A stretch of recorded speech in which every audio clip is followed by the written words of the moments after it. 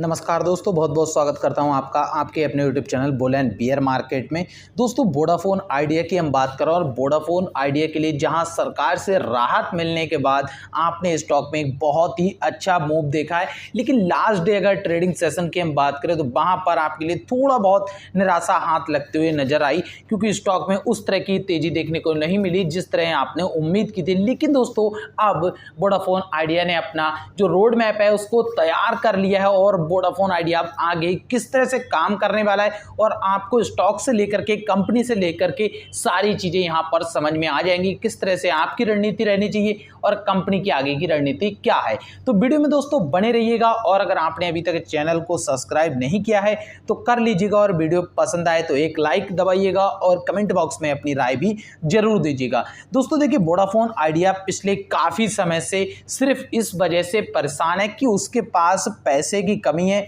और कर्जा लिमिट से ज्यादा है। लेकिन इस समय वोडाफोन आइडिया के पास अगर बात करें तो अब जो सरकार के द्वारा 4 साल का वक्त दिया गया है, इस 4 साल की पीरियड में इन्हें एजीआर भी अपना देना है और जो 5G की लाइसेंस फी है स्पेक्ट्रम की उसको चुकाने की मोहलत मिल गई और सेम इसी तरह से एयरटेल के लिए भी यही मिल गया है, जहां एयरटेल भी अपना कर्ज चुकाने वाला था। तो इस समय दोस्तों जो वोडाफोन आइडिया है अब उसमें हम 4 साल का प्लान लेकर के चल सकते हैं। लेकिन यहाँ पर सबसे इंपॉर्टेंट चीज है वो ये, जहां पर आपने देखा कि सरकार का कहना है कि वो इक्विटी के द्वारा कर्ज के लिए मतलब इक्विटी लेने के लिए तैयार हैं। तो वोडाफोन आइडिया का जो अब आगे का रोड मैप है उसमें वो अपने इक्विटी के द्वारा कर्ज ना चुकाने के बात कर रहे हैं। उनका कहना है, वोडाफोन आइडिया के हम मैनेजमेंट की बात कर रहे हैं, उनके द्वारा अभी जो बातें निकल के आ रही हैं सामने, उनका यही मतलब है कि अब हम अपने बिजनेस मॉडल को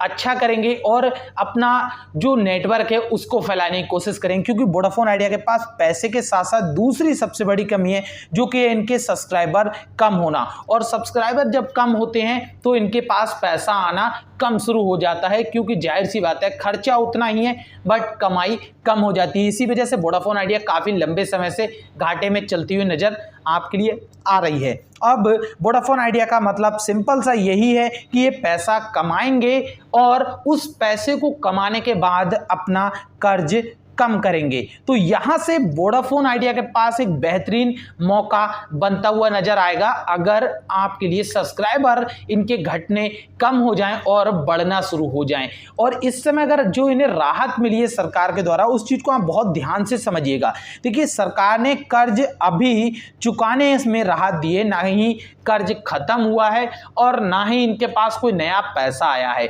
लेकिन इन्हें चलाना है अपना बिजनेस और इस स्टॉक को ऊपर की तरफ लेके जाना है। वोडाफोन आइडिया बीआई को दोबारा से एक बड़े मुकाम पर खड़ा करना, ये इनके सामने सबसे बड़ा चैलेंज देखने को मिलता है। तो इस चैलेंज को पूरा करने के लिए बहुत से ऐसे कदम उठाने होंगे जिस वजह से शेयर होल्डर्स का भी फायदा हो और साथ ही साथ कंपनी का फायदा हो, क्योंकि कंपनी का फायदा होगा तभी शेयर होल्डर्स का फायदा होगा। तो यहां पर दोस्तों जिन लोगों ने भी स्टॉक में अपनी पोजीशन ले रखी है, खासकर बात करें 8 रुपए 9 रुपए या फिर 6 रुपए 5 रुपए के लेवल से, उनके पास बहुत बेहतरीन मौका है कि वो इसमें अपनी जो होल्डिंग पोजीशन है उसको बनाए रख सकते हैं। लेकिन दोस्तों, अगर आपने बहुत ज़्यादा पैसा लगा रखा है तब आपके पास अभी एक मौका ये भी है कि आप इस तेजी का फायदा उठा करके अपना प्रॉफिट यहाँ से निकाल सकते हैं, बाकी की जो आप रकम है उसमें छोड़ सकते हैं और इसको होल्ड कर सकते हैं। तो दोनों ही तरह की स्ट्रेटजी हैं, आप जिसको चाहें उसको लेकर के चल सकते हैं, क्योंकि आपको कोई ना कोई प्लान तो आपको भी लेकर के चलना होगा, जिस तरह से वोडाफोन आइडिया प्लान लेकर के चल रहा है। क्योंकि आप देखेंगे कंपनी लगातार काफी टाइम आपके लिए ऐसी चीजें दिखा चुकी है, ये तेजियां बीच बीच में बनती रही हैं और स्टॉक काफी ज्यादा नीचे भी हुआ क्योंकि कर्ज की वजह से, लेकिन अभी उसमें राहत जरूर मिली है, लेकिन ये खत्म नहीं हुआ है। तो 4 साल अब वोडाफोन आइडिया के लिए बहुत ज्यादा चैलेंजिंग साबित होने वाले हैं और यहां पर जो कंपटीशन है वो आप जानती हैं, जियो जो कि इस समय किंग है, टेली सेक्टर में, और वहीं एयरटेल भी अब पीछे नहीं रह रहा है और एयरटेल भी काफी तेजी से आगे बढ़ता हुआ नजर आ रहा है। और उसी बेसिस पे वोडाफोन आइडिया को भी काम करना होगा, क्योंकि इन्होंने लगभग अब तक करीबन 7 करोड़ से भी ज्यादा सब्सक्राइबर्स अपने खो दिए हैं, जो कि बहुत ज्यादा इनके लिए एक लॉस की बात है। और वहीं अगर ये अपने प्लान के प्राइस को ऊपर करते हैं तब इनके लिए और ज्यादा चैलेंजिंग साबित हो जाएगा, इसलिए प्लान के रेट बढ़ाना इनके लिए एक अच्छा रास्ता नहीं होगा। तो यहां पर अभी जो मैनेजमेंट के द्वारा निकल के आ रहा है वो यही है कि ये अपने बिजनेस से जो भी पैसा आप कमाएंगे उस पैसे के द्वारा अपना एजीआर भी देंगे, और साथ ही साथ जो अदर कर्जा है कंपनी पे बैंक्स का उसको भी चुकाएंगे। तो अभी इनके लिए सबसे इंपॉर्टेंट चीज है वो है कोई ना कोई एक इन्वेस्टर चाहिए जो अब वोडाफोन आइडिया में अब पैसा लगा सके। तो अब हम यहां से उम्मीद करते हैं कि जो इनके पार्टनर हैं, कहें तो जिन 2 कंपनियों के द्वारा ये कंपनी चल रही है, जिन्हें आप जानती हैं आदित्य बिरला ग्रुप और वोडाफोन ग्रुप, तो ये दोनों ही ग्रुप अब इसमें पैसा डाल सकते हैं। ये चीज क्लियर नहीं है, लेकिन अब उम्मीद है, क्योंकि इन्हें जो 4 साल का वक्त मिला है सरकार से, उस बेसिस पे अब उम्मीद लग रही है कि यहां पर ये पैसा डाल सकते हैं। और इसी वजह से ये बात निकल के आ रही है मैनेजमेंट के द्वारा कि अब वोडाफोन आइडिया अपनी इक्विटी के द्वारा कर्ज को चुकता नहीं करेगा, क्योंकि वहां पर कंपनी का लॉस है, दूसरे लोगों का फायदा अगर कंपनी वापस से एक अच्छे मुकाम पर पहुंच जाती है। तो ठीक उसी तरह से आपको भी अपने माइंड्स को उस तरह से डाइवर्ट करना होगा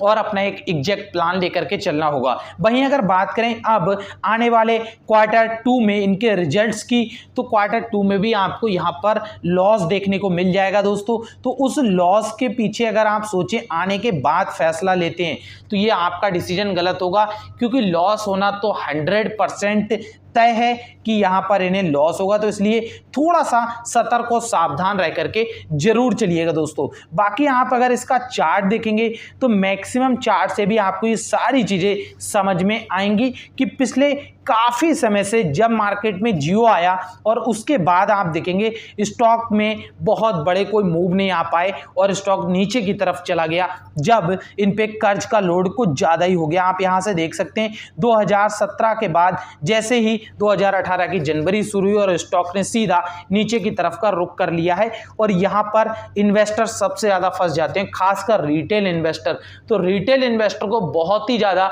सतर्कता के साथ अपना पैसा लगाना होगा और उसको बचाना भी होगा। तो प्लान लेकर के चलिएगा दोस्तों। बाकी अगर स्टॉक के हम टारगेट की बात करें तो आपके लिए जो स्टॉक का टारगेट है वो मैक्सिमम 15 रुपीज तक का टारगेट ही लेकर के चलना चाहिए। अगर आप इससे ऊपर का अभी प्लान लेकर के चलना है विदाउट कंपनी के कोई ऐसे अनाउंसमेंट या फिर कोई ऐसा बिजनेस प्लान जो अभी नया ना हो, जो आपने सुना ना हो, तब तक आपको बड़े टारगेट की तरफ नहीं चलना चाहिए। बाकी स्टॉक में आपके पास अगर लिमिटेड क्वांटिटी है, लिमिटेड पैसा लगाया है, ज्यादा प्रॉब्लम की बात नहीं है, तो आप आसानी के साथ इसको होल्ड कर सकते हैं और लॉन्ग टर्म के लिए स्टॉक में बने रह सकते हैं। अब 4 साल का कंपनी को वक्त मिला है तो 4 साल आपको भी इसके साथ शायद रहना जरूर चाहिए। फैसला आपका है, मर्जी आपकी है, पैसा आपका है। तो दोस्तों आपको अगर जैसा भी लगा हो कमेंट बॉक्स में बताइएगा। वीडियो पसंद आई हो तो लाइक कीजिएगा और चैनल को सब्सक्राइब करना नहीं भूलिएगा।